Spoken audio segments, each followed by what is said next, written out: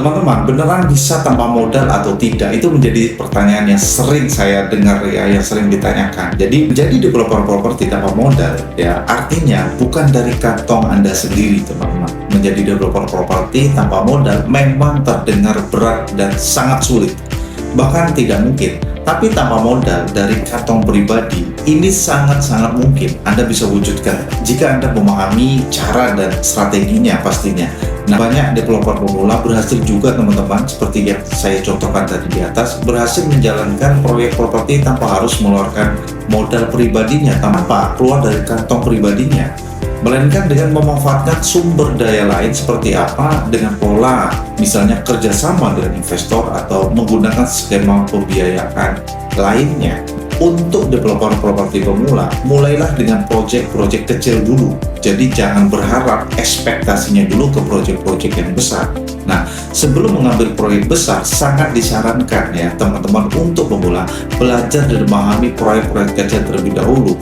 Terjun tanpa ilmu dan pemahaman yang cukup bisa sangat berisiko tinggi. Setiap proyek memiliki keunikan, teman-teman, yang besar kecil ya, jadi mempunyai tantangan sendiri-sendiri dan kompleksitas yang tersendiri yang membutuhkan pendekatan yang berbeda-beda. Nah, dengan belajar dari proyek kecil, Anda akan mengenali proses ya dan mendapatkan pengalaman yang berharga ya, tanpa harus menghadapi resiko yang cukup besar ketika Anda memulai proyek properti yang sampai 100 unit. Memulai dari kecil membantu Anda membangun fondasi yang kuat, itu yang saya maksudkan.